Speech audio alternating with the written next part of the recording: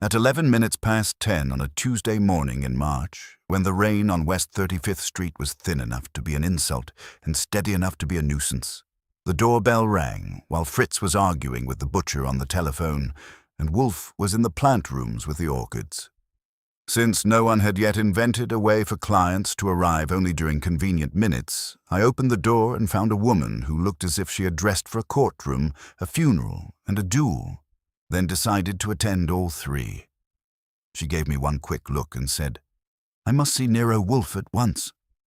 That is a sentence we hear often enough to charge rent for it.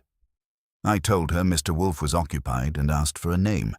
She said, "Ellen Vardis," then added, "Tell him I have come about a murder that has already happened, though the victim is still alive."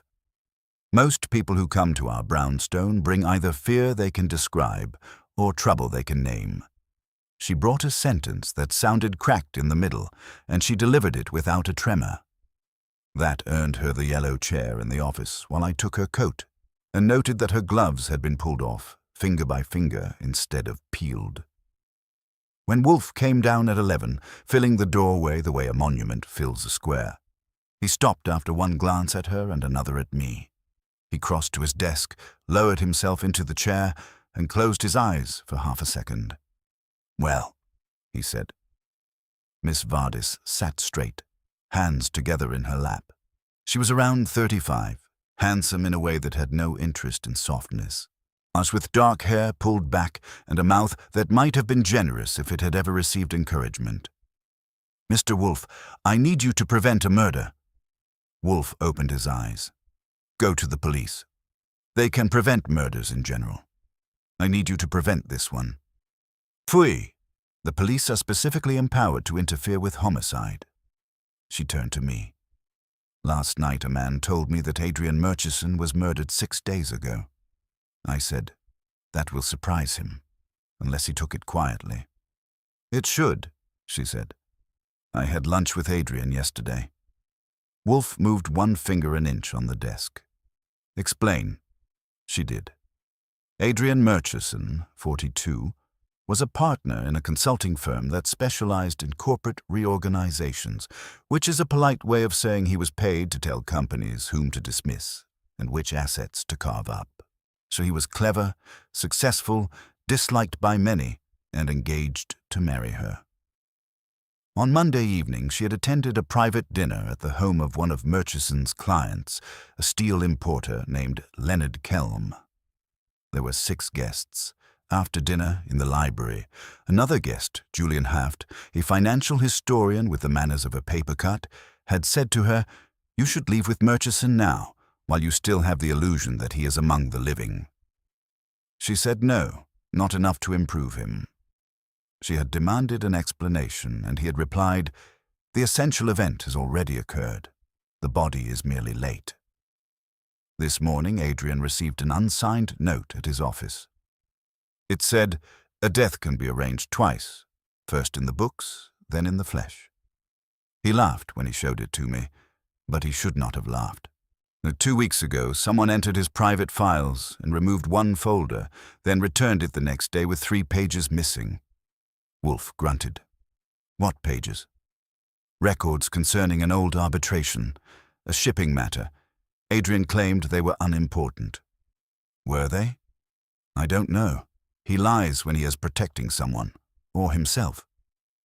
Miss Vardis had led with the riddle, which meant either she had a dramatic streak or she understood Wolfe better than most strangers did. He detests disorder, but he loves a pattern that pretends not to exist. "Why come here?" he asked. "Why not remain beside this man?" "Because if I stay beside him, I learn only what he chooses to tell me. If I come here, perhaps I learn why someone believes he is already dead." Then the bell rang again. I went. The man on the stoop was slim, grey, and composed enough to pass for a banker until you noticed his eyes, which were doing too much work.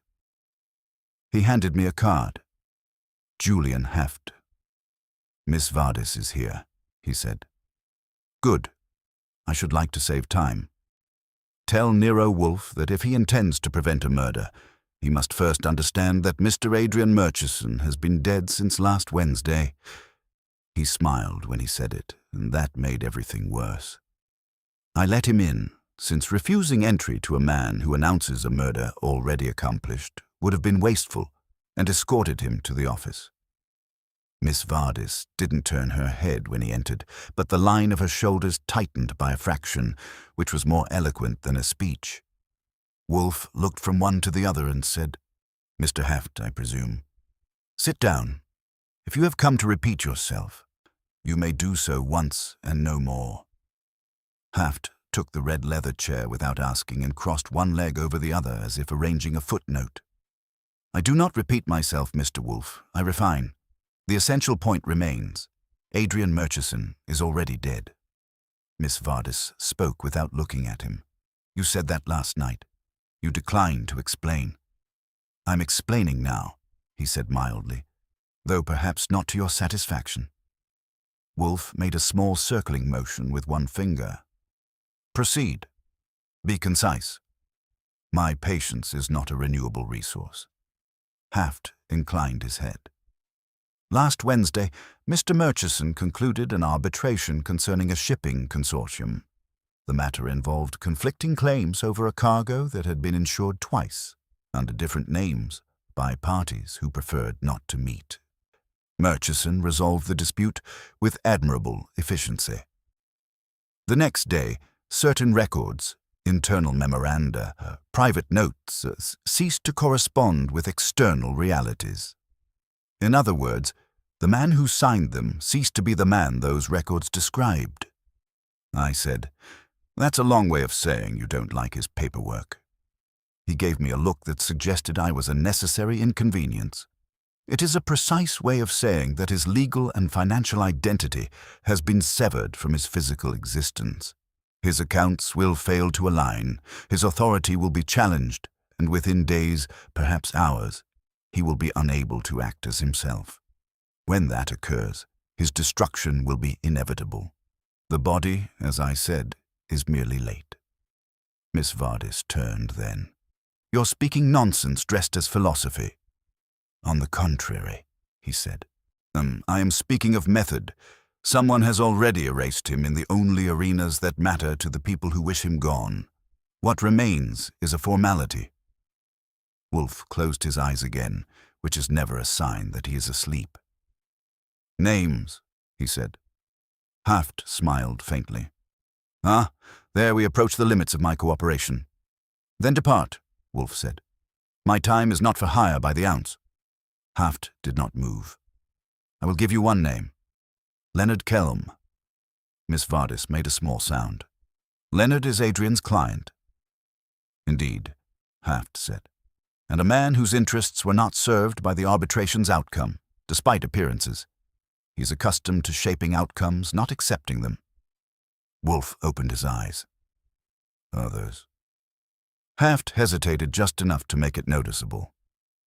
"There were 6 at dinner last night. Yourself, Miss Vardis. Mr. Murchison, Mr. Kelm, myself. A woman named Clara Dorn, an auditor with a talent for discovering discrepancies at inconvenient times, and Victor Sayegh, whose profession is importing metals and exporting explanations." I said, "A lively group. Did you all take turns declaring each other dead?" "No," Heft said. "Only Murchison." Wolfe leaned back a fraction of an inch. "And you have come here because?" "Because," Heft said, "if you do not intervene, the second death will occur. And because I am curious whether you can identify the first." That got a small lift of Wolfe's brows, which is the equivalent of a standing ovation. "You propose a puzzle." "I propose a sequence," Heft said. "The first act has been completed.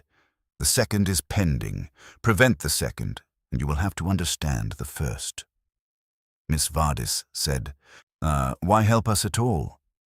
Heft looked at her as if she had asked why a clock ticks. "Because I dislike inefficiency. Murder is often inefficient. It leaves traces. This one has been designed to leave none." Wolfe's lips tightened. "You assume much." "I observe," Heft corrected. "And I predict." There was a silence that had weight to it. Outside, a truck went past, making a sound like a long complaint. Inside, Wolfe's gaze moved from Haft to Miss Vardis and back again, measuring, sorting, discarding. "Archie," he said. "Yes, sir." "Mr. Haft will give you his address and telephone number. He will also provide a written statement of what he has told us, with any embellishments he wishes to add. If he declines, you will escort him out." Haft rose, which surprised me. "I do not decline. I will comply." "Good," Wolfe said, "for Miss Vardis will remain." Haft paused at the door and looked back. "Time, Mr. Wolfe, is not your ally in this matter." Wolfe's voice was dry. "It rarely is. That is why I do not squander it." When I had Haft's address, East 62nd Street, a building that charged extra for its opinions, and had seen him out, I went back to the office. Miss Vardis was still in the yellow chair, but she had shifted, one hand now gripping the arm as if to steady something that wasn't in the room. "Well," I said. She ignored me and looked at Wolfe. "Do you believe him?" "No," Wolfe said. She blinked. "No? I do not believe his conclusion," Wolfe said. "I'm interested in his premise. And that is that Mr. Murchison has been attacked in a manner that precedes his death," Wolfe said. "That his identity, in some sphere, has been compromised. That someone has begun the process of removing him without yet applying the final pressure." Miss Vardis swallowed. "Then you will take the case?" Wolfe made a small sound that might have been irritation or appetite. "I will consider it. Mr. Murchison's presence here would accelerate that consideration." "He's at his office," she said. "He won't come. He'll say it's absurd." "Then persuade him," Wolfe said. "Or fail to persuade him and return to inform me. Archie will accompany you." I said, "I will?" "Yes," Wolfe said. "You will observe Mr. Murchison. You will determine whether he behaves as a man who is alive in all relevant respects. You will also note anything that suggests otherwise." Miss Vardis stood. "We'll go now." Wolfe nodded once. "Do so." As we reached the door, he added, "Miss Vardis?" She turned. "If Mr. Murchison declines to come," Wolfe said, "you will ask him one question." "What question?" Wolfe's eyes were steady. "You will ask him what was in the 3 missing pages." She stared at him, then nodded and went out. I followed, grabbing my hat on the way, and as we stepped into the thin, irritating rain, I had the feeling that we were already late for something that hadn't happened yet. Miss Vardis didn't waste time on small talk once we were in the cab. She gave the driver an address on Madison Avenue and then sat back with her hands folded again, though this time the neatness looked like an effort. "You don't believe Haft either," she said. "I believe he enjoys the sound of his own conclusions," I told her. "But he didn't come to sell us a riddle. Yet he came to make sure Wolfe heard it." "Why?" "Because he wants Wolfe to solve it," I said. "Or because he wants Wolfe to fail. Either way, he's invested." She turned that over without comment. The cab pushed through traffic that had no interest in being pushed, and the rain turned the windows into something you could almost read if you already knew the story. "Adrian won't like this," she said finally. "Adrian isn't required to like it," I said. "He's required to stay alive long enough for us to find out why someone thinks he isn't." She gave me a look. "You talk like this is routine." "It's Tuesday," I said. Routine is a relative term. The building on Madison was the kind that announces success in a voice just below shouting. We went up in an elevator that moved like it had opinions about gravity and stepped out into a reception area where everything was polished to the point of confession. The receptionist knew Miss Vardis and tried to look as if she didn't know anything else. We were shown into a corner office with windows that suggested ambition. Adrian Murchison was behind a desk that had never known clutter, talking into a telephone with the patience of a man who expects to be obeyed eventually. He finished his call, put the receiver down with care, and looked at us. He was taller than I had expected, with a narrow face and eyes that had learned early to distrust agreement. "Ellen," he said. "And Mr. Goodwin, I presume. You've brought me a detective. That's encouraging in a bleak sort of way." "Mr. Wolfe sent him," she said. "Aku, you need to go to him." "No," he said. That was quick. He didn't even pretend to consider it. "You've received the note," she said. "And Julian Heft is a man who mistakes language for insight," Murchison said. "He enjoys announcing catastrophes that have not yet bothered to occur." I said, "He thinks yours has." Murchison smiled thinly. "He thinks a great many things. It's part of his charm." 3 pages are missing from your files," I said. "And someone returned the folder after removing them." He looked at me for a second longer than necessary. "You've been briefed." "I get that way when I'm sent out," I said. "What pages?" Miss Vardis asked. He leaned back. "Internal notes, draft positions, nothing that affects the outcome." "That's not what I asked," she said. He shrugged. "It's the answer you get."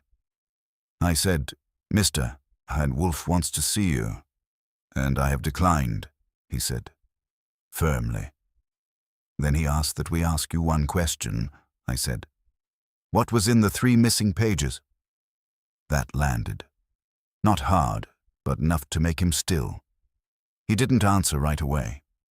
He looked at Miss Vardis, then back at me, and something shifted behind his eyes. Not fear, not quite, but a calculation that had just acquired a new variable.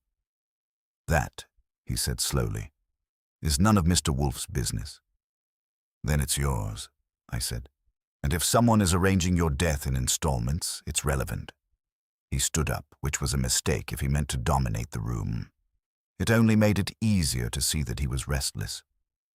"You're both indulging a fantasy," he said. "There is no conspiracy. There is no premeditated erasure. There is a disgruntled client, perhaps, or a rival with a taste for melodrama. I have dealt with worse." "Have you dealt with being declared dead in advance?" I asked. His mouth tightened. "No." "Then you're improvising," I said, "which is not as comfortable as pretending you're not." Miss Vardis stepped closer to his desk. "Adrian, listen to me. Someone went into your private files. Someone removed specific pages and returned the rest. Someone sent you a note that talks about arranging your death twice, and Julian Heft enjoys theatrical pronouncements," he said again, but without the earlier confidence. She held his gaze. "What was in those pages?" Silence again, but this time it stretched. Finally, he said, "A discrepancy." "What kind?" I asked. "The kind that can be explained," he said, "or ignored." "Which did you do?" I said. He hesitated. So, and that was the first honest thing he had done since we walked in. "I noted it," he said. "Privately." "Between whom?" I asked. He exhaled. "The arbitration involved 2 entities, one domestic, one foreign. The foreign entity claimed a shipment that, according to its own records, had already been transferred. The domestic entity produced documents that contradicted that claim." "And you believe the domestic entity?" I said. "I resolved the matter in their favor," he said. "That's not the same thing," I said. He looked at me sharply. "No, it isn't." Miss Vardis said, "What was the discrepancy?" He rubbed his temple as if the answer might be written there. "The timing. The transfer documents from the foreign entity were dated 3 days earlier than they should have been. Not by accident, by design." "So someone falsified the timeline," I said. "Yes," he said, "and someone else noticed." "Who?" Miss Vardis asked. He didn't answer that one.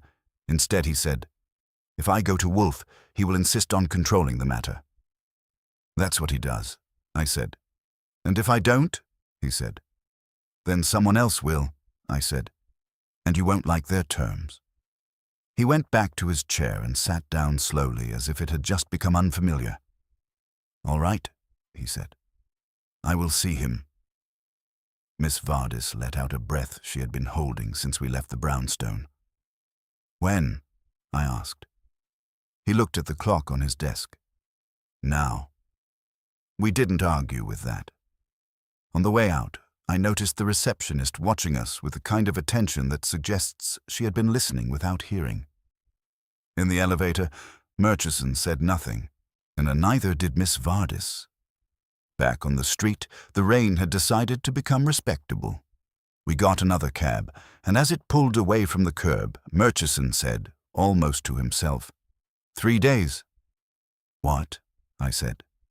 "The discrepancy," he said. 3 days.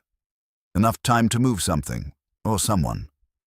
Or to declare a man dead, I said. He didn't look at me. Yes. When we reached the brownstone, the door was already open. Fritz must have been expecting us. Inside, the air had that steady, controlled calm that Wolfe insists on, but it felt different now, as if it were waiting to see whether it would be disturbed further. Wolfe was in his chair when we entered, hands on the arms, eyes half closed. "Mr. Murchison," he said without opening them. "You're late." Murchison stopped. "Late for what?" Wolfe opened his eyes. "For your death." Murchison didn't sit immediately, which told me more than anything he might have said. Men who are confident of their footing don't hesitate when offered a chair in Wolfe's office.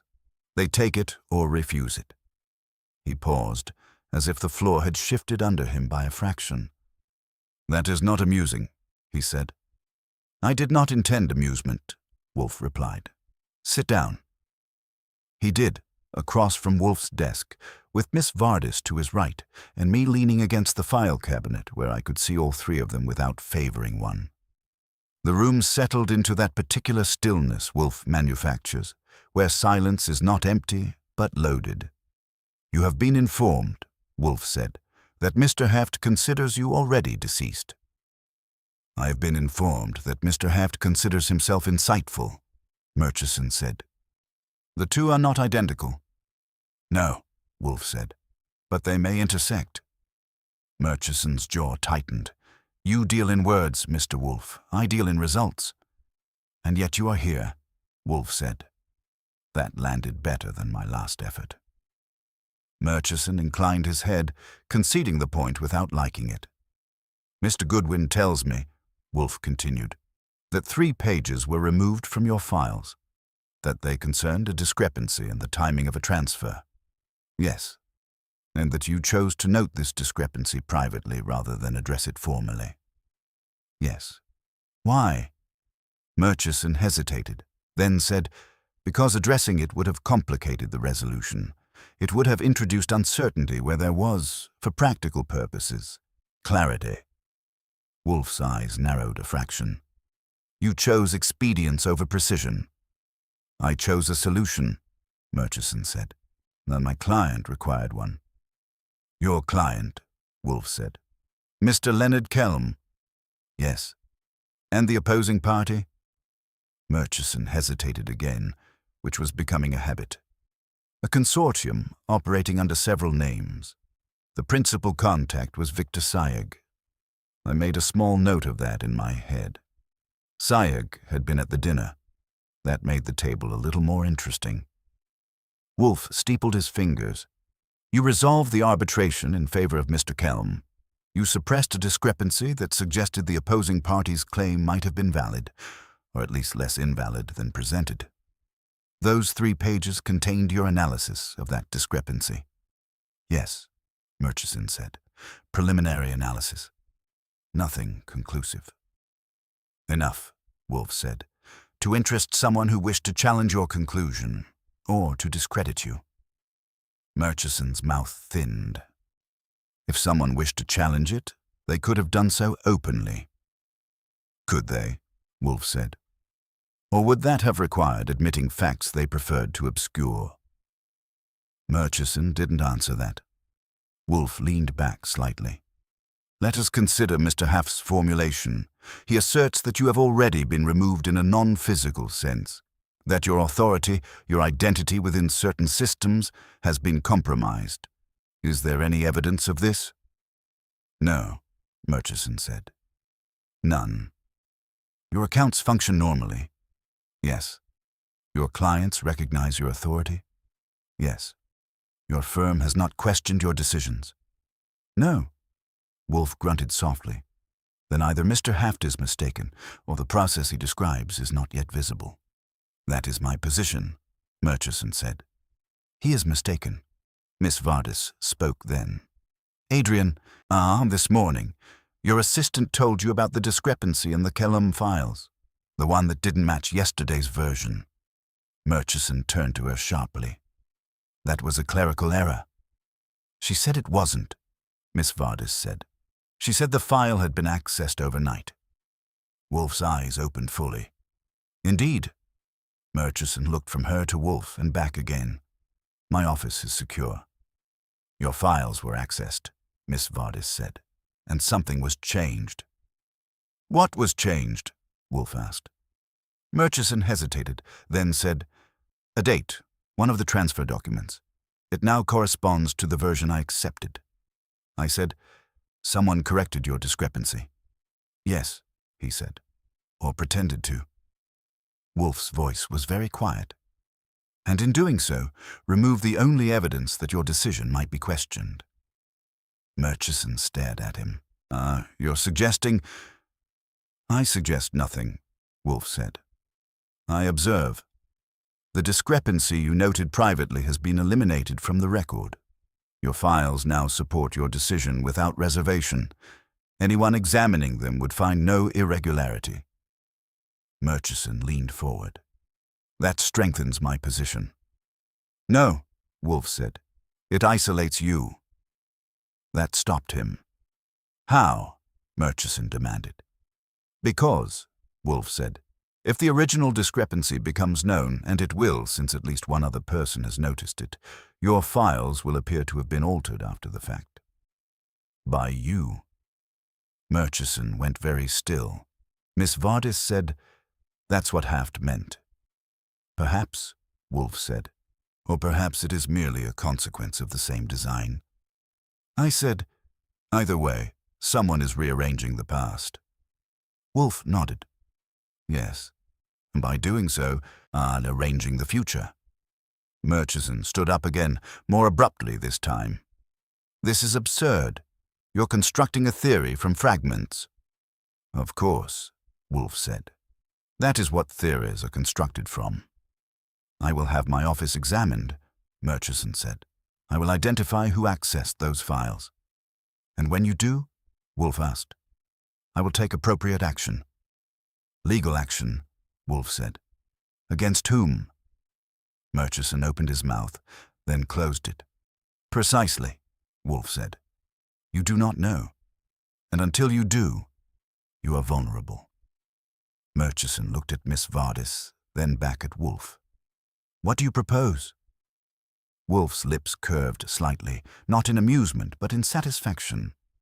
I propose to identify the individual or individuals who have initiated this process, to determine their method, their motive, and their intended outcome, and to prevent the final step. And your fee? Murchison said. Wolfe waved a hand. Irrelevant at the moment. Your life is in question. That tends to concentrate negotiations. Murchison almost smiled. Very well. What do you require? Information, Wolfe said. Complete and unembellished. Begin with the dinner last night. Each guest, their relationship to you, and any interaction of note. Murchison exhaled slowly and sat down again. Leonard Kelm hosted. He was cordial, as always, but dissatisfied with the arbitration's aftermath. Clara Dorn was there in her capacity as an auditor. She has been reviewing Kelm's accounts. Victor Sayek attended as the representative of the opposing consortium. Julian Haft was invited by Kelm, ostensibly as an observer. Ellen, of course, was with me. Any disputes? Wolfe asked. Nothing overt, Murchison said, but there was tension. Sayegh challenged my conclusions indirectly. Dorn asked questions about documentation. Haft made his remarks. And Kelm? Wolfe said. Murchison's eyes narrowed. Kelm was attentive, more than usual. He watched the exchanges carefully. Did he intervene? Wolfe asked. No, Murchison said. He allowed the others to speak. Wolfe nodded. A man who prefers to observe rather than declare. Useful, I said. Useful for what? For arranging matters without appearing to do so, Wolfe said. Miss Vardis looked at him. You think Kelm is behind this? I think, Wolfe said, that Mr. Kelm benefits from Mr. Murchison's discrediting. Whether he has the ingenuity to orchestrate it is another question. And Sayegh? I asked. Also benefits, Wolfe said. If the arbitration is undermined, his consortium may reopen the claim. And Dorn? I said. An auditor who discovers discrepancies, Wolfe said, and may choose when to reveal them. And Haft? I said. Wolfe's eyes flicked toward the door as if expecting him to reappear. Mr. Haft enjoys knowledge. Whether he merely observes or participates remains to be seen. Murchison leaned forward. What do you want me to do? Nothing, Wolfe said. For the moment, you will return to your office. You will behave as you have behaved. You will not alter your routine. And if someone tries to, Murchison began. They will, Wolfe said. And when they do, you will inform me immediately. Murchison stood again, this time without hesitation. Very well. Miss Vardis rose with him. I'll go with you. No, Wolfe said. They both turned. You will remain, Wolfe said to her. Mr. Goodwin will accompany Mr. Murchison. I prefer that you not be present when the next development occurs. What next development? She asked. Wolfe's gaze was steady, the one that will make Mr. Haft's statement less theoretical. Murchison gave a short laugh that didn't reach his eyes. You speak as if it's inevitable. It is, Wolfe said. The only uncertainty is its form. I grabbed my coat. Come on, Mr. Murchison. Let's go see how alive you still are. As we stepped out into the street again, the rain had stopped, but the pavement held the memory of it. Murchison paused for a second on the stoop, then said, If you're wrong, this is all a waste of time. If I'm wrong, I said, you get to be annoyed and alive. That's a good bargain. He nodded once, as if accepting terms in a negotiation, and we headed for the curb. Behind us, the brown stone door closed, and I had the feeling that whatever was coming next had already started moving. Murchison's office looked the same as it had an hour earlier, which was exactly the kind of detail that makes you uneasy when you have been told something has changed. The receptionist gave us a quick glance that lingered half a second too long, then returned to her typewriter with renewed concentration, as if she had decided that keys were safer than people. In the elevator, Murchison said, You expect something to happen immediately. I expect something to have already happened, I said. We just haven't noticed it yet. He gave me a sidelong look. You're beginning to sound like Haft. That's because I'm trying to understand him without enjoying it, I said. We stepped out onto his floor, and he walked ahead with a pace that suggested he was trying to outrun a thought. His assistant, a thin woman with a face that had learned to be discreet, stood when we entered. Mr. Murchison, she said. There's been... He cut her off. Later. It can't wait, she said. That stopped him. What is it? She hesitated, glanced at me, then back at him. Your authorization signature. It's been flagged. Murchison's expression didn't change, but something behind it did. Flagged by whom? By accounting, she said. They say 3 transactions you approved last Thursday don't match your recorded authorization. That's absurd, he said. I signed them myself. Yes, she said. That's the problem. I said, let's take a look. Murchison nodded once, sharply, And we followed her into a smaller office where a desk held a neat stack of files that were no longer reassuring. She handed one to him. "These were processed this morning," she said, "but the authorization timestamps don't align with your login records." Murchison flipped through the pages, his movements controlled but faster than before. "This is incorrect," he said. "The timestamps must be wrong." "They've been verified," she said. "Twice." I leaned over his shoulder. The documents were clean, precise, and very sure of themselves. The authorization bore his name, his digital signature, and a time that placed him somewhere he hadn't been. "Where were you last Thursday afternoon?" I asked. "In a meeting," he said, "with Kelm." "Can anyone confirm that?" I asked. He looked up at me. "Yes, several people." "Good," I said, "because according to this, you were authorizing transfers at the same time." He closed the file carefully, as if it might bite. "This is a mistake. Or it's part of the same arrangement," I said. His assistant shifted slightly. "There's something else." "Of course there is," I said. She handed him another sheet. An internal memo. It was circulated this morning. He read it, and for the first time since I had met him, his control slipped. Not much, but enough. "What is it?" I said. He passed it to me. It was brief, efficient, and devastating in its politeness. It noted irregularities in recent authorizations attributed to Mr. Adrian Murchison and recommended a temporary review of his decision-making authority pending clarification. I whistled softly.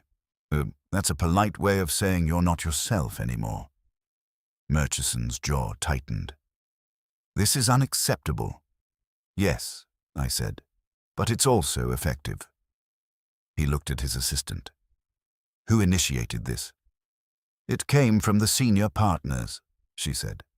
"But the supporting documentation came from somewhere else," I finished. She nodded. Murchison turned away, staring at the window as if the city might offer a rebuttal. "This is exactly what Haft described." "Not exactly," I said. "He said you were already dead. This is more like someone is writing the obituary in installments." He didn't respond to that. "Who has access to your authorization credentials?" I asked. "No one," he said. "They are secure." "Everything is secure until it isn't," I said.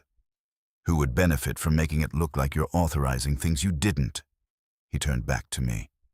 "Kelm, if my decisions are questioned, his position weakens. But so does mine.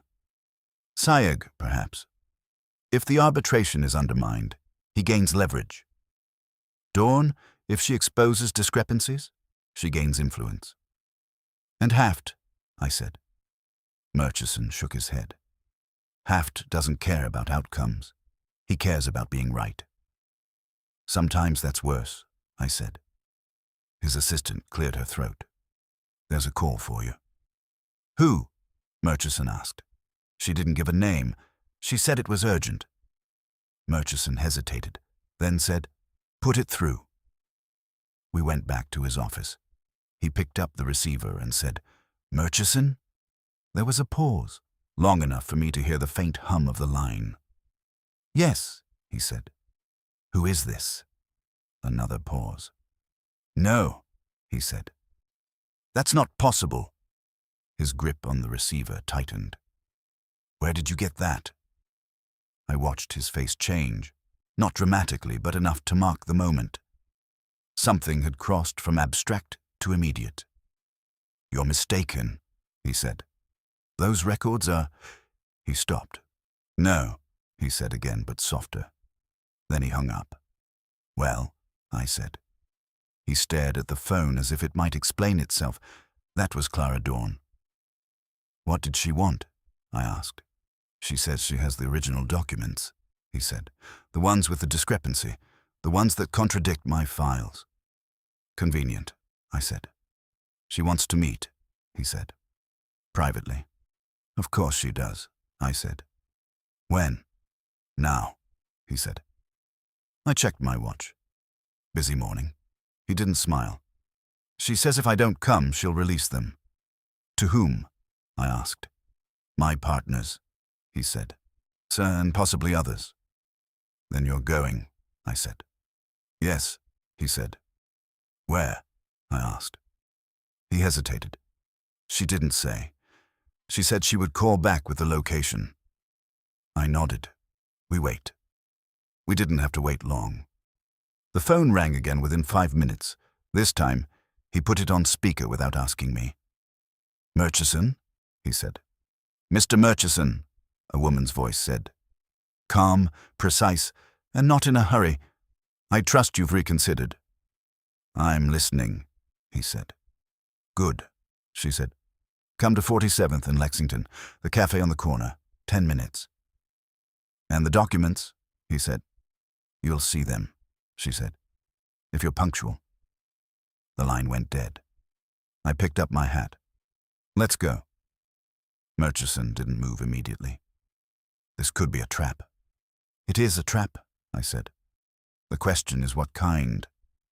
He nodded once. It all right? As we headed for the elevator, his assistant watched us with the same careful attention as before. But now there was something else in it. Concern, maybe, or the beginning of understanding. On the street, the air had cleared, but the tension hadn't. We got a cab, and as it pulled into traffic, Murchison said, If she has those documents, everything changes. Everything is already changing, I said. She's just decided to show you how. He looked out the window, his reflection faint against the glass. Wolfe was right. That happens, I said. Don't get used to it.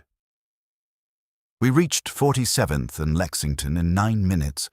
The cafe was small, discreet, and the kind of place where people conduct conversations they don't intend to repeat. Murchison paid the driver, and we stepped out.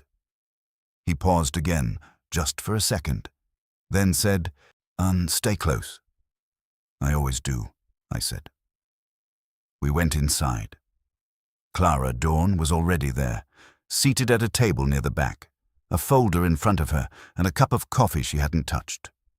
She looked up as we approached, her expression composed, but her eyes sharp. Mr. Murchison, she said. Mr. Goodwin. Miss Dorn, he said. You have something for me. She placed a hand on the folder. I have something for all of us. I pulled out a chair and sat down. Then let's not keep it waiting. Clara Dorn didn't open the folder immediately. She let her hand rest on it, fingers flat, as if she were steadying something that might otherwise move.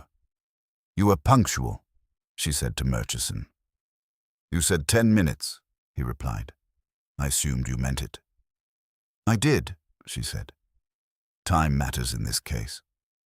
That seems to be a popular opinion, I said. Her eyes flicked to me, measuring, then back to Murchison. You've been told something unusual. I've been told I'm already dead, he said. I'm waiting for the practical demonstration. She gave a faint, humorless smile. You're closer to it than you think. Then show me, he said. She opened the folder.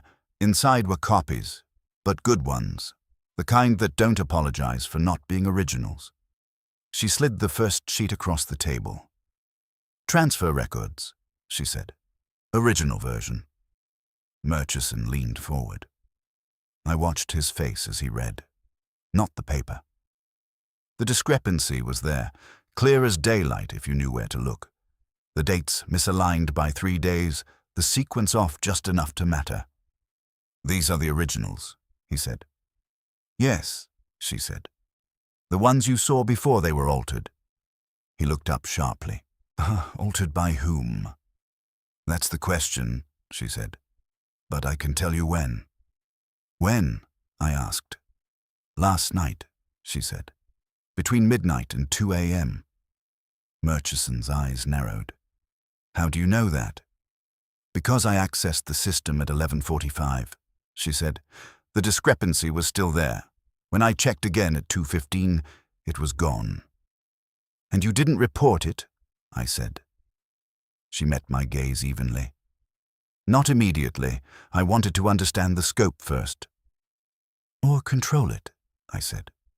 Control is a form of understanding, she said. At least temporarily. Murchison tapped the document.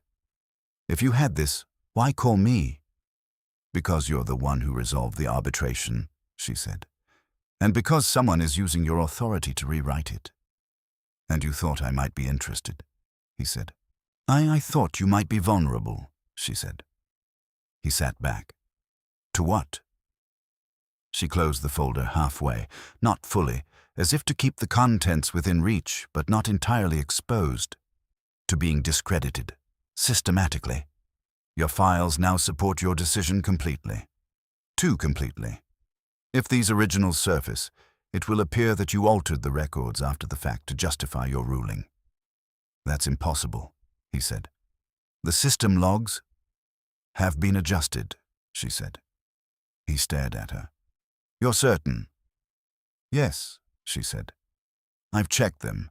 The access records now show that you reviewed and modified the files at 1:30 a.m. That's a lie, he said. Yes, she said, but it's a convincing one. I said, someone is building a timeline that makes him look guilty. Yes, she said. A very careful timeline. Murchison's hands tightened on the edge of the table. Why? Because, she said, once your credibility is destroyed, the arbitration can be challenged, reopened, reversed. And who benefits? I said. She didn't answer immediately. Instead, she took a sip of coffee she had ignored until now, as if to buy a second or two. Victor Sayegh, she said, his consortium stands to regain control of the shipment if the arbitration is invalidated. And Leonard Kelm? I asked. She looked at me. Kelm benefits from stability. He wanted the matter settled. Reopening it creates uncertainty. Unless, I said, he can control the outcome the second time. She didn't disagree. Murchison said, and you? Where do you fit in this? I audit, she said. I observe discrepancies and report them.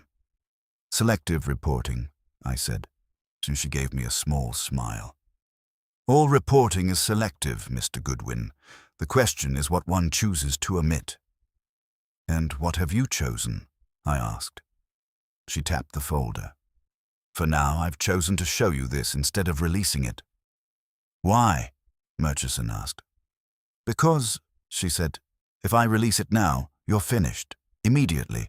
No chance to respond. No chance to understand what's being done to you. And if you don't, he said, then you have a window, she said. A narrow one. He leaned forward again. What do you want? She held his gaze. The truth. That's a broad request, he said. Then I'll narrow it, she said. What did you do with the discrepancy when you first saw it? I told you, he said. I noted it privately. That's not all you did, she said. He didn't answer. She waited, patient, controlled. I said, you didn't just note it, you used it. Murchison looked at me sharply. What do you mean? You said the foreign entity's documents were dated 3 days earlier than they should have been, I said. That's not just a discrepancy. That's leverage. Clara Dorn nodded slightly. Exactly. Murchison's expression hardened. I resolved the matter in my client's favor. And you had something in your pocket that made that resolution easier, I said. He didn't deny it. Clara said, you didn't expose the discrepancy because it gave you control over both sides. That's not true, he said. But it didn't have much weight. It doesn't matter whether it's true, she said. It matters that it can be made to look true. Murchison sat back, the fight going out of his posture just a fraction. So someone is using my own methods against me. Yes, she said, and doing it better. I said, Haft said the first death had already happened. This might be it. Murchison looked at me. Meaning? Your professional identity, I said. Your credibility. If that's gone, the rest is just cleanup. Clara closed the folder completely now. There's more. Of course there is, I said. She slid a second set of papers across the table. These are communications between Kelm's office and SIAG's representatives. Indirect, but consistent. Murchison picked them up, scanning quickly. They're coordinating. Yes, she said. Not openly, but enough to suggest an understanding. About what? I asked. About the arbitration, she said. And about you. Murchison looked up. You're saying they're working together? I'm saying, she said, so that they both benefit from your removal. And Haft? I said. She shook her head. Haft is adjacent. He knows something, but I don't think he's directing it. Then who is? Murchison demanded. She held his gaze for a long moment. That's what you need to find out. Quickly. And you'll help? He said. I've already helped, she said. More than is prudent. Why? I asked again. This time she answered without hesitation. Because I don't like being used. There was a small silence after that, not empty, but settling. I said, Wolfe will want to see this. Murchison nodded. Yes. Clara looked at him. Be careful, she said. Whoever is doing this is ahead of you. They've already rewritten part of the past. They're working on the rest. Murchison stood. Then we'll have to catch up. I got to my feet. Oh, that's the plan. As we left the cafe, the air felt sharper, as if the day had decided to take things seriously. Murchison walked faster now, not to outrun a thought, but to reach one. In the cab back to the brownstone, he said, if Kelm and SIAG are cooperating. They don't have to trust each other, I said. They just have to want the same thing. And that's me gone, he said. Not just gone, I said. Discredited first. That's the important part. He nodded slowly. And Haft? Still watching, I said. Maybe waiting. For what? He asked. For the second death, I said. He didn't reply. When we reached the brownstone, the door opened before we rang. Fritz had that look he gets when something interesting is about to disturb the house in a way he doesn't approve of. Wolfe was in the office, exactly where we had left him, but the atmosphere had shifted again. It was tighter now, more focused. Well, he said. Murchison placed the folder on the desk. You were right. Wolfe didn't touch it. I usually am. Explain. And as Murchison began, I had the feeling that whatever game had been started was no longer theoretical. Someone had already made their move. The question now was whether Wolfe could see the whole board before the next piece fell. Wolfe listened without interruption, which is his way of paying attention in a currency that makes people uneasy. Murchison laid out the sequence with more discipline than I had expected from him an hour ago. Clara Dorn's documents, the altered timestamps, the internal memo questioning his authority, and the implication that his own methods had been turned neatly against him. When he finished, Wolfe opened the folder at last, lifting each sheet with care, not because he feared damaging them, but because he preferred his information unwrinkled. His eyes moved slowly, absorbing, comparing, rejecting the unnecessary. Mr. Goodwin, he said without looking up. Yes, sir. Call Mr. Saul Panzer. That was quick. It meant Wolfe had decided the matter required legs as well as brains. Yes, sir, I said, and went to the phone. Saul answered on the third ring. I told him to come at once, and when he asked what for, I told him Wolfe had found something that smelled worse than usual. That was enough for Saul. When I returned to the office, Wolfe had finished with the documents and was regarding Murchison as if he were a specimen that had just developed an interesting symptom. You have been careless, Wolfe said. Murchison stiffened. I have been attacked. Both may be true, Wolfe said. You retained knowledge of a discrepancy and chose to use it privately. That created a vulnerability. Someone has exploited it with admirable precision. I didn't expect... Murchison began.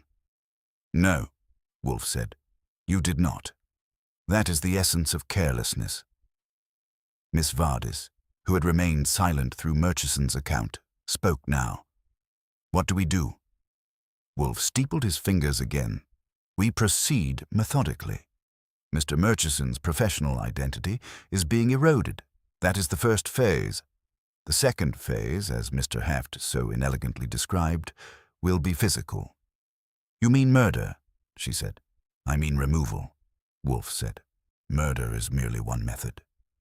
Murchison let out a short breath. You still think that will happen? I think it is intended, Wolfe said. Whether it will succeed depends on us. The doorbell rang. I went, already expecting Saul, and I wasn't disappointed. He came in with his usual economy, taking in the room with one glance before settling into a chair without being invited. Wolfe, he said, what have you got? An arrangement, Wolfe said. Explain, Archie. I did, giving Saul the essentials without ornament. He listened, nodding once or twice, his face as neutral as a well-balanced account. When I finished, he said, You want surveillance? I want information, Wolfe said. Specifically, I want to know whether Mr. Leonard Kelm and Mr. Victor Sayegh have had any recent contact beyond what has been disclosed. I also want to know where Miss Clara Dorn goes when she is not auditing.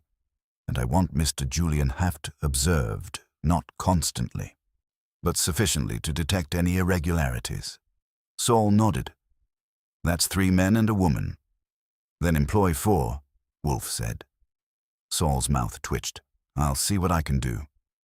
And Saul, Wolfe added. Yes? Be discreet. If our adversary is as capable as I suspect, he will notice clumsy observation. Saul nodded again. Understood. He left without another word, which is one of the reasons Wolfe uses him. Murchison watched the door close, then turned back. You think they're all involved? I think, Wolfe said, that at least 2 of them are cooperating, and a third is facilitating, whether knowingly or not. The 4th, Mr. Haft, remains an anomaly. An anomaly? I said. He knows too much, Wolfe said. But he has not acted to profit from that knowledge. That is unusual. Maybe he just likes being right, I said. Wolfe grunted. And a common vice, but rarely so elaborately indulged. Miss Vardis said, What about Clara? Wolfe looked at her. Miss Dorn has provided us with valuable information. That does not exempt her from suspicion. She may be positioning herself advantageously. She said she doesn't like being used, Miss Vardis said. Few people do, Wolfe said.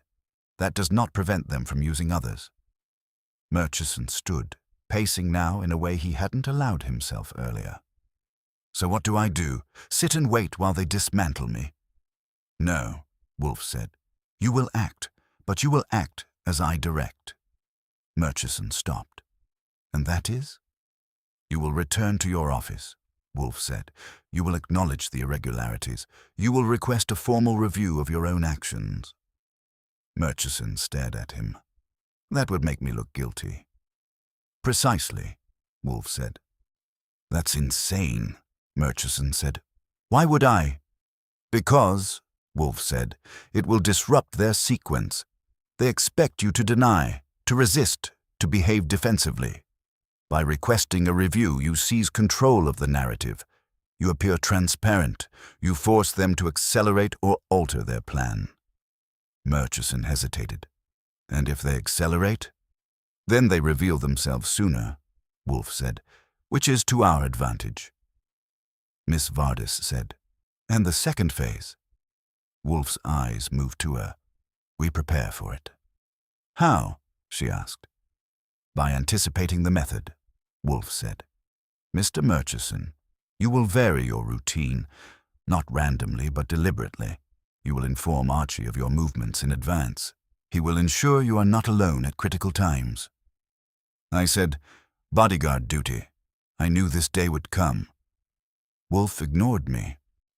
You will also provide me with a complete list of your recent engagements, communications, and decisions. Nothing omitted. Murchison nodded slowly. All right. And, Wolfe said, you will invite Mr. Kellum, Mr. Syag, Miss Dawn, and Mr. Haft to this office tomorrow afternoon. Murchison blinked. All of them? Together? Yes, Wolfe said, under the pretext that you wish to clarify certain matters arising from the arbitration. They won't all come, Murchison said. They will, Wolfe said. Curiosity, if nothing else, will compel them.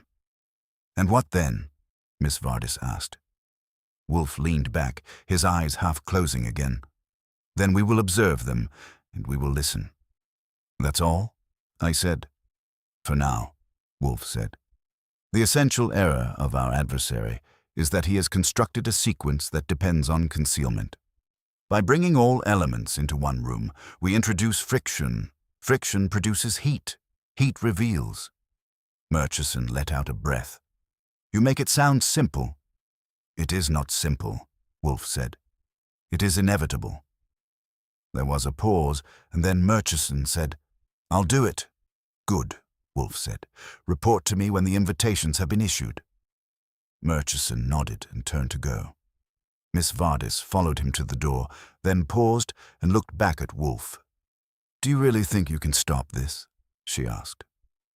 Wolfe opened his eyes fully. Miss Vardis, I do not engage in contests I cannot win. It would be discouraging. She held his gaze for a moment, then nodded and left.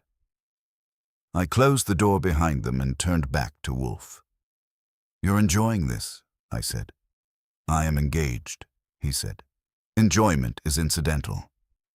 Haft called it a sequence, I said. You called it an arrangement. What is it really? Wolfe's lips moved slightly. Not quite a smile. It is an attempt to commit murder by altering reality before the fact. That's a neat trick, I said. Yes, Wolfe said. And like all neat tricks, it depends on misdirection. And you see through it? I asked. Not yet, Wolfe said. But I see enough to know where to look. I nodded. Tomorrow afternoon, then. Yes, Wolfe said. Tomorrow afternoon we will begin to end this. He closed his eyes again, and the room settled into its usual order, but I knew it wouldn't last. Somewhere out there, someone was still arranging things, still moving pieces on a board we hadn't fully seen.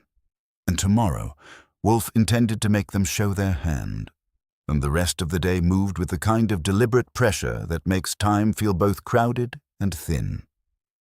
Murchison called before noon to say the invitations had been issued, carefully worded, neutral, and just provocative enough to guarantee attendance.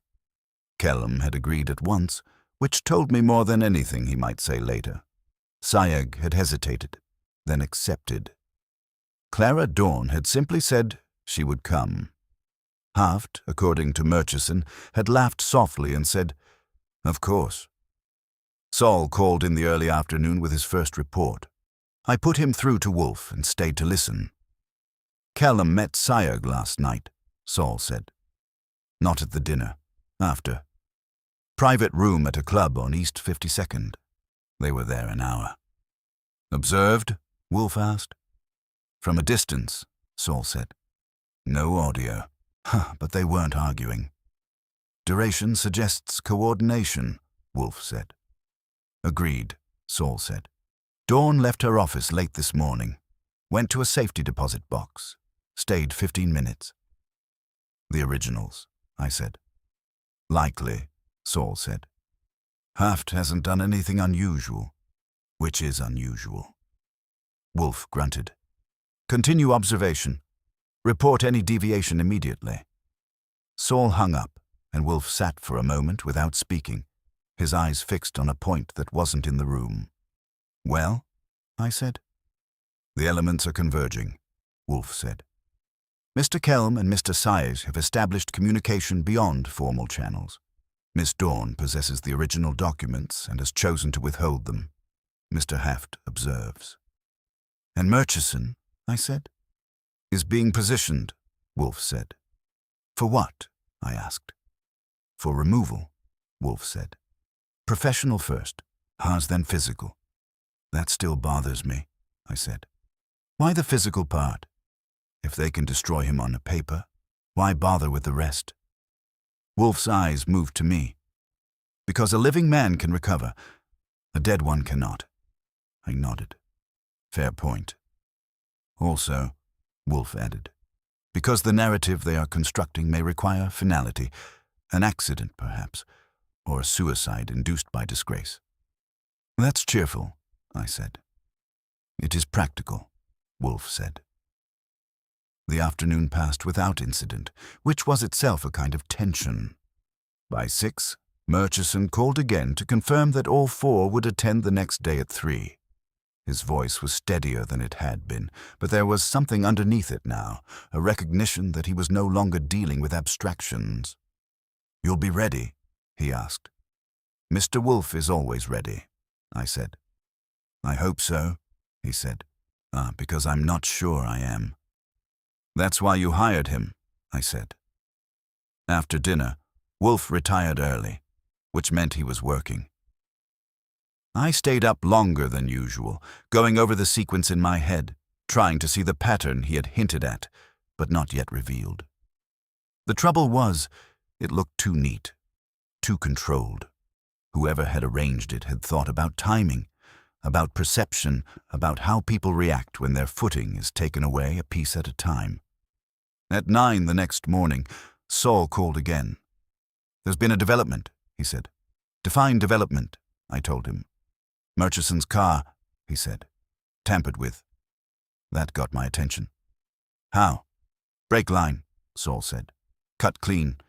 He hasn't used it yet. Where is he? I asked. At his office, Saul said. I've got a man watching. Stay on him, I said. And tell him not to touch the car. I'll tell him, Saul said. But you might want to get there. I'll tell Wolfe, I said. I went to the office. Wolfe was already at his desk, which meant he had anticipated something. Saul reports an attempt, I said. Brake line on Murchison's car. Cut. Wolfe's eyes closed briefly. Good, I stared at him. Good? Yes, Wolfe said. The second phase has begun. It was necessary. Necessary? I said. For whom? For us, Wolfe said. It confirms the intent and narrows the method. Also narrows Murchison's options, I said. He will not use the car, Wolfe said. Therefore the attempt fails. But it reveals willingness. And capability, I said. Indeed, Wolfe said. Now we must ensure that the next attempt also fails. And there will be a next one, I said. Yes, Wolfe said. There must be. So the sequence requires completion. I picked up the phone and called Murchison. He answered on the second ring. Goodwin, he said. Don't use your car, I told him. Your brake line's been cut. There was a pause. You're serious? Yes, I said. Stay where you are. We're coming. We? He said. Yes, I said. Wolfe wants to see you alive at 3. I'd like that too, he said. We went. Wolfe doesn't often leave the brownstone, but he does when the alternative is less efficient. He sat in the back of the car like a general who had decided the battlefield required his presence, and I drove. Murchison was waiting in his office, his composure thinner now but still holding. You were right, he said to Wolfe. They're trying to kill me. Yes, Wolfe said, and they have failed. For now, Murchison said. For now, Wolfe agreed. You will not remain here. You will come with us. To your office? Murchison said. Yes, Wolfe said. It is more secure than this. Murchison hesitated. My partners. We'll manage without you for several hours, Wolfe said. If they cannot, they're less competent than I assumed. That settled it. Murchison gathered a few papers, gave instructions to his assistant that sounded like he was leaving for lunch instead of evasion, and came with us. Back at the brownstone, Fritz looked disapproving but said nothing, which is his way of acknowledging necessity. We settled Murchison in the office, and Wolfe resumed his chair as if he had never left it. "You see," Wolfe said, "that Mr. Heft's statement was not entirely without merit."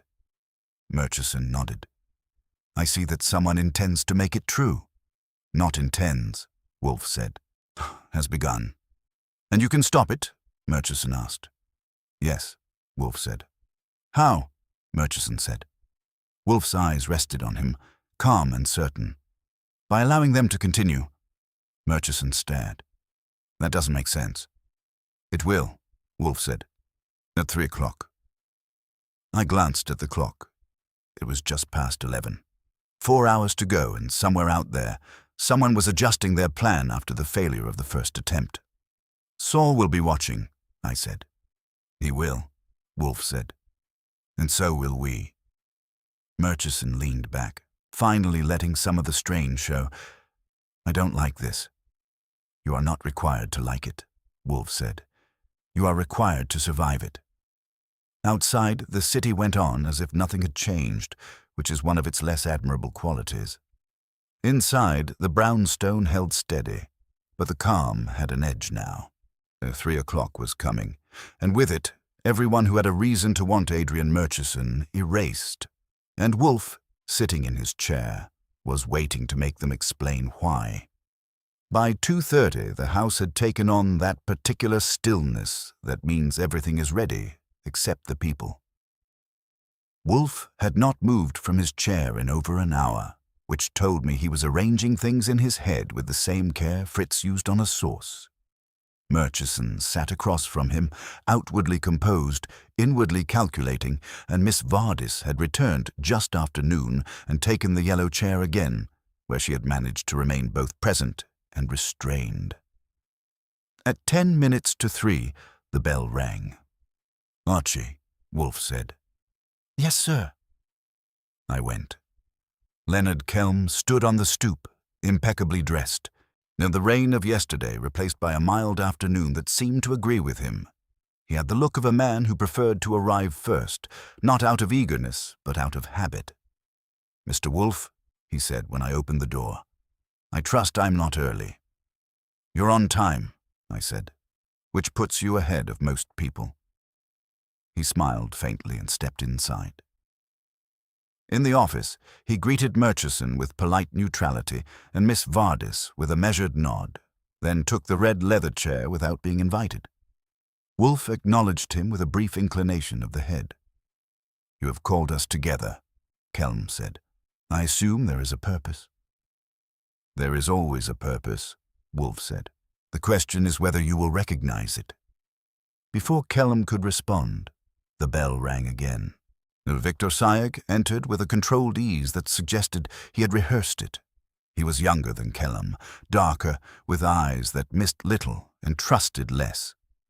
He took in the room, the occupants, the arrangement, and then chose a chair that gave him a clear view of everyone. "Mr. Wolfe," he said, "this is unusual." "Only because you are unaccustomed to being summoned," Wolfe said. Sayegh's mouth twitched. "I prefer invitations." "You received one," Wolfe said. The bell rang a third time. Clara Dorn came in without hesitation, carrying herself with the same composed efficiency she had shown in the cafe. She acknowledged Murchison briefly, ignored Sayers entirely, and gave Kelm a look that was neither friendly nor hostile. She chose a seat slightly apart from the others, the folder not in her hands now, but, I suspected, and not far from her control. "Miss Dorn," Wolfe said. "Mr. Wolfe," she replied. The bell rang a fourth time. Julian Haft entered last, as if he had timed it deliberately. He paused just inside the doorway, taking in the room with that faint, knowing expression that made you want to check your pockets. "Ah," he said softly. "All present. How efficient." "Sit down," Wolfe said. Haft did, crossing his legs as before, his posture relaxed, his attention anything but. I closed the door and took my place by the cabinet. The room was full now, not just of people but of tension that had been building since the first bell that morning. Wolfe looked at each of them in turn, not lingering, not hurrying. "You have all been invited," he said, "because you share a common interest." Kellum said, "Which is?" "Mr. Adrian Murchison," Wolfe said. Then there was a small shift in the room, not visible, but felt. Sayek said, "We have all had professional dealings with him." "More than that," Wolfe said. "You have all been affected by his recent decision regarding an arbitration." Kellum's expression remained smooth. "That matter was concluded." "Was it?" Wolfe said. Clara Dorn spoke. "It has been complicated." "Yes," Wolfe said. "Complicated by discrepancies, by altered records, and by subsequent actions designed to exploit those alterations." Sayeg leaned forward slightly. "You are making accusations." "I'm making observations," Wolfe said. Haft smiled faintly. "And conclusions will follow." Wolfe ignored him. "Mr. Murchison's files have been altered. His authorization records have been manipulated. An internal review has been initiated questioning his authority. And this morning, an attempt was made to disable his automobile." That landed. Kellum's brows lifted a fraction. "That is serious." "Yes," Wolfe said. "It is." Sayeg's eyes flicked to Murchison. "Is this true?" "It is," Murchison said. Clara Dorn did not react outwardly, but her attention sharpened. Haft said softly, "The second phase." Wolfe's gaze moved to him briefly, then away. "Indeed." Kellum said, "If what you say is accurate, Mr. Wolfe, then someone is attempting to harm Mr. Murchison. Why have we been called here?" "Because," Wolfe said, "one or more of you is responsible." The room held still. Sayeg's voice was controlled. "That is an extraordinary claim." "It is an accurate one," Wolfe said. Clara Dorn said, "On what basis?" Wolfe steepled his fingers. "On the basis that the actions taken against Mr. Murchison required access, knowledge, idea, and motive. Each of you possesses at least two of these. Only one, or a combination, possesses all three." Kellum said, "You are suggesting collaboration." "I'm stating it as a possibility," Wolfe said. Sayeg said, "I have no interest in harming Mr. Murchison." "You have interest in invalidating his decision," Wolfe said, "which is facilitated by his discrediting." Sayeg did not deny it. Clara Dorn said, "I have already provided information that supports his position." "Have you?" Wolfe said. "Or have you positioned yourself to benefit from whichever outcome prevails?" She met his gaze. "I report discrepancies." "Selectively," Wolfe said. Haft chuckled softly. "We all do." Wolfe turned to him. "Mr. Haft, you have demonstrated knowledge of this sequence before it was fully visible. Explain." Haft spread his hands slightly. "See, I observe patterns." "Patterns do not announce themselves without cause," Wolfe said. "You had information." "I had inference," Haft said, "and a certain appreciation for method." Wolfe's eyes narrowed. "Method implies design. Design implies a designer." "Yes," Haft said. "It does." "Who?" Wolfe said. Haft smiled. "That is your question, not mine." Wolfe let the silence stretch, then shifted his attention. "Mr. Kellum," he said, "you met with Mr. Sayeg privately last night." Kellum did not flinch. "We discussed matters of mutual interest." "Which included the arbitration," Wolfe said. "Yes," Kellum said. "Its implications." "And Mr. Murchison's role in it," Wolfe said. Kellum inclined his head. "Naturally." "Did you discuss altering records?" Wolfe asked. "No," Kellum said. "Did you discuss discrediting Mr. Murchison?" Wolfe asked. Kellum's eyes hardened slightly. "No," Wolfe turned to Sayeg. "Did you?" "No," Sayeg said. "Miss Dorn?" Wolfe said. "No," she said. "Mr. Haft?" Wolfe said. "I discuss many things," Haft said, "but not that." Wolfe nodded slowly. Very well. He leaned back slightly, his eyes moving over them again, measuring, aligning. Then we must consider another possibility, he said. And that is, Kellum asked, that the arrangement has been constructed not by a collaboration, Wolfe said, but by a single intelligence, using each of you in turn. That drew their attention in a different way. Sayag said, You mean one of us? Yes, Wolfe said. Clara Dorn said, And which one? Wolfe's gaze settled at last, not moving now. I will tell you, he said. But first, I will explain the method. No one spoke. Mr. Murchison discovered a discrepancy, Wolfe said. He chose to conceal it, to use it privately. That created a vulnerability. The individual responsible recognized this. He arranged for the discrepancy to be removed from the official record, thereby isolating Mr. Murchison. He then manipulated authorization logs to suggest misconduct. He initiated a review to formalize that suspicion. Finally, he attempted to ensure that Mr. Murchison would not survive the consequences. Haft's smile had faded. And, Wolfe continued, he ensured that each of you would appear to have both motive and opportunity, thereby diffusing suspicion. The room was very still now. And now, Wolfe said, his voice quiet but absolute, we come to the identity of the individual who conceived and executed this arrangement. He paused, not just long enough to make the moment precise. And then he spoke. And then he spoke is the sort of line you expect to follow with thunder, revelation, or at least a chair falling over. Wolfe provided none of those. He simply lifted a finger an inch and said, Mr. Julian Haft.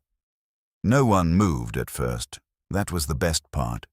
When people expect drama and get certainty instead, it takes them a second to catch up. Haft didn't protest. He didn't even look surprised. He tilted his head slightly as if Wolfe had confirmed a hypothesis he had been testing.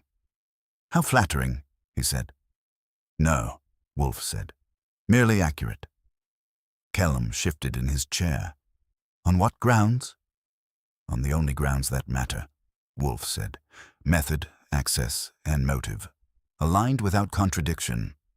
Sayag said, Explain. Wolfe inclined his head a fraction.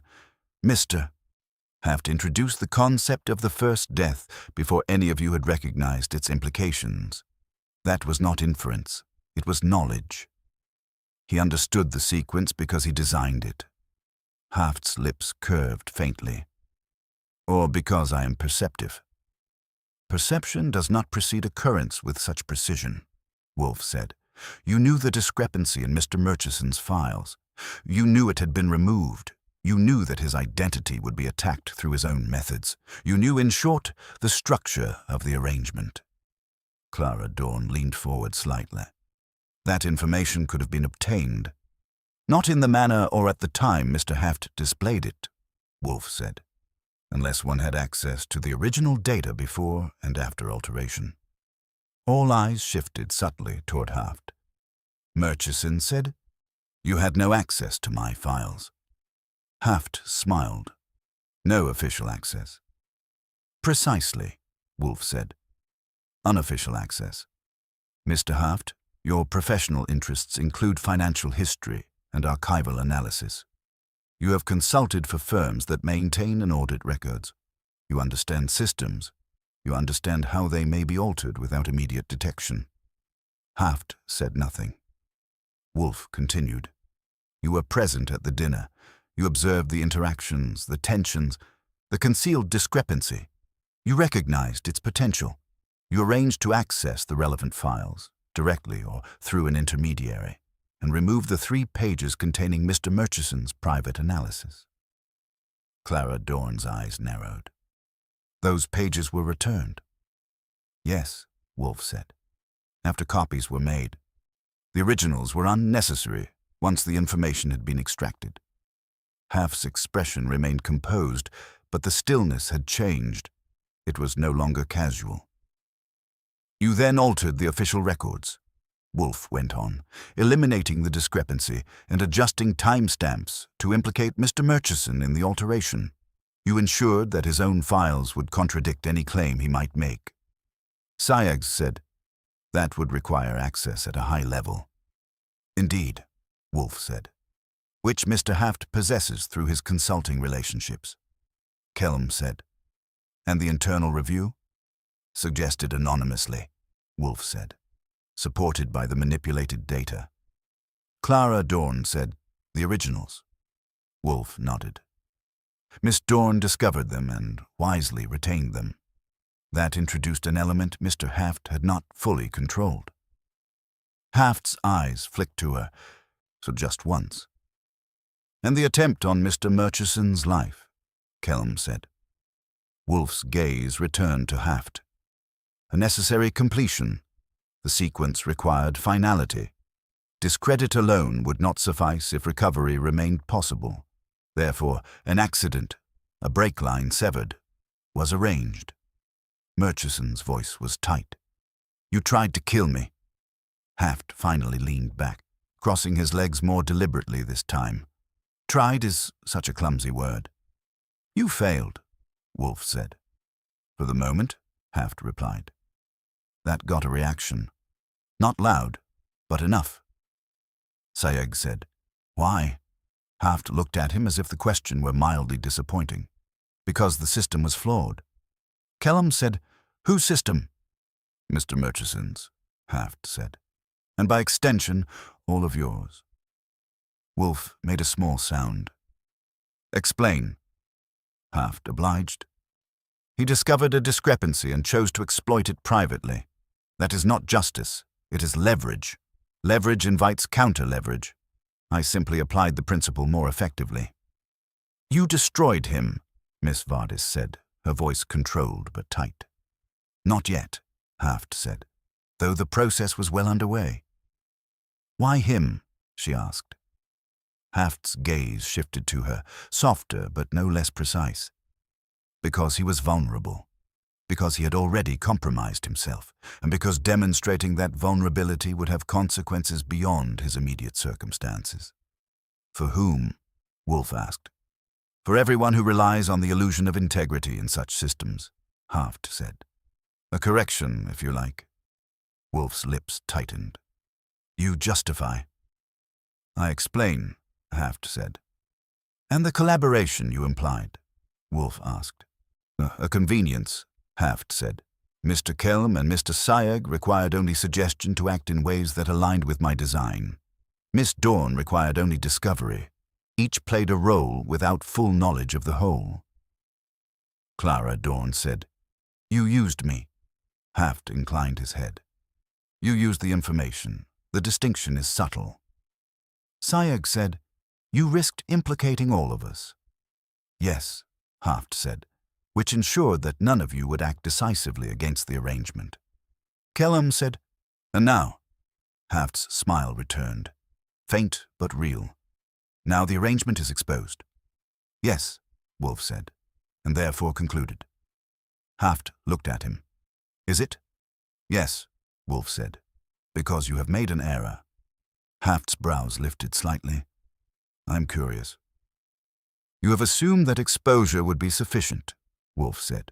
That revealing the method would demonstrate your superiority and render consequences irrelevant. And, Haft said.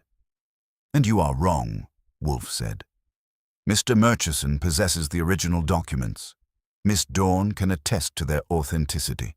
The altered records can be traced. The attempt on Mr. Murchison's life constitutes a separate offense. You have not constructed a perfect sequence. You have constructed a prosecutable one. Haft was silent for a moment. Then he said, Perhaps. Wolfe's voice was final. Archie. I moved to the door.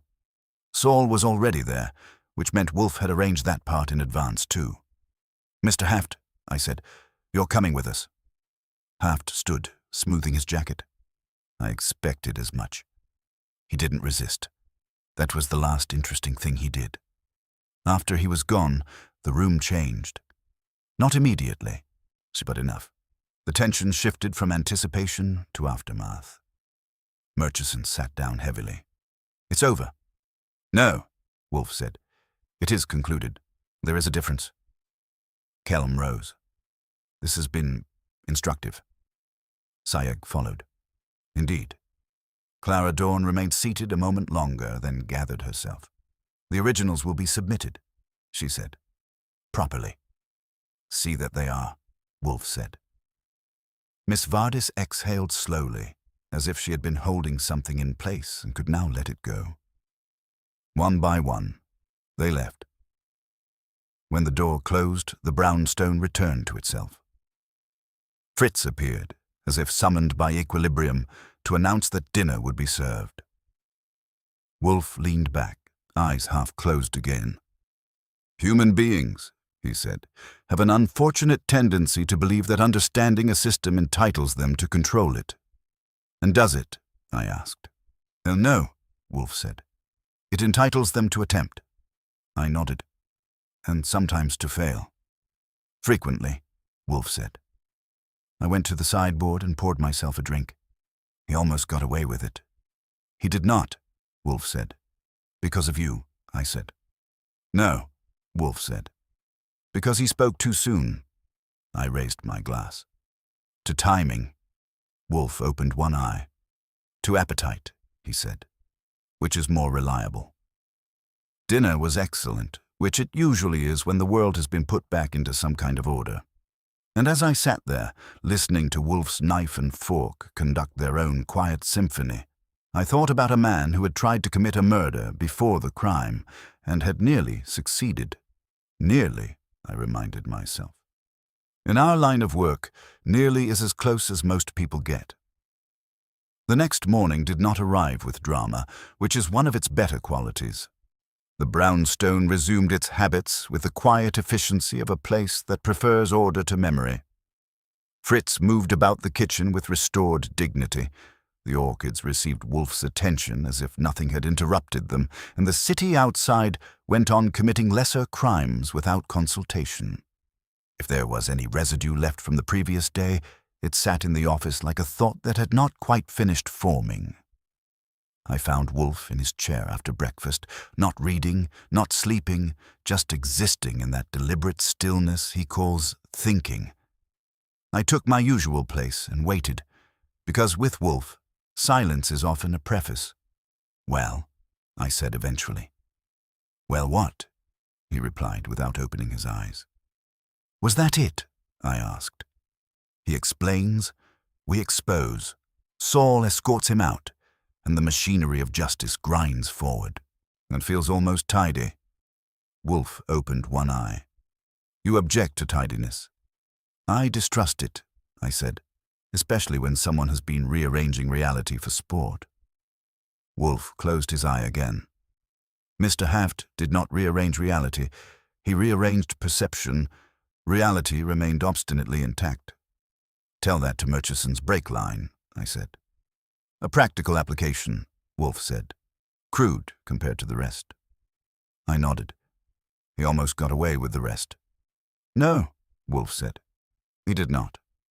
"You're splitting hairs," I said. "I am distinguishing," Wolfe said. "He constructed an elegant sequence, yes. He identified a vulnerability, exploited it, and extended the exploitation through multiple channels. But he made two errors." I leaned forward. "Two?" "Yes," Wolfe said. "The first was intellectual vanity, and he wished to be recognized as the architect of the arrangement. That is why he spoke to Miss Vardis, why he came here, why he articulated the first death before it was necessary." "And the second?" I asked. "He underestimated resistance," Wolfe said. "Specifically, he underestimated the capacity of others to deviate from his expectations. Miss Dorn retained the originals. Mr. Murchison agreed to transparency. You interfered with the mechanical completion of the sequence." "I answered a phone and told him not to drive," I said. "Yes," Wolfe said. "Interference need not be elaborate." "I considered that. So he built something precise, and it fell apart because people didn't behave the way he predicted."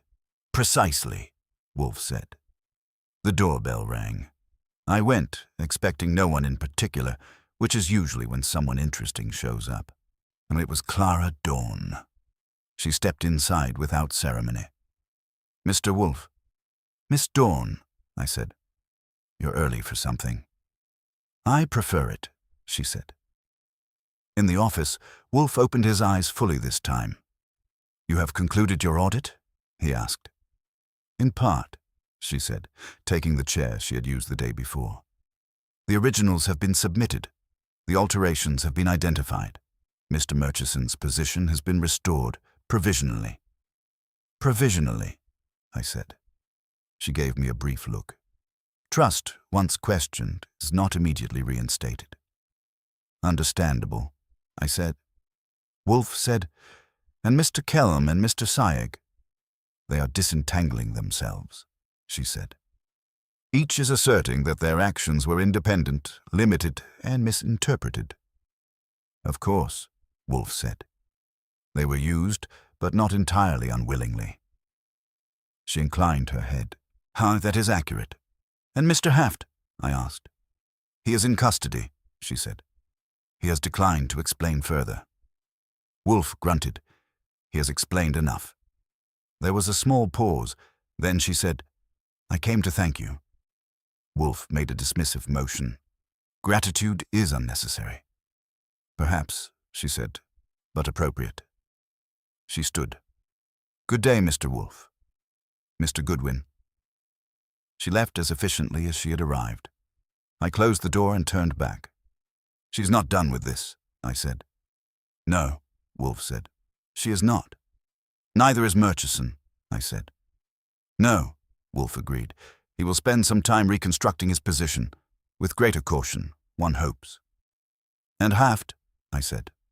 Wolfe's eyes narrowed slightly. "He will consider his error." "And," I said.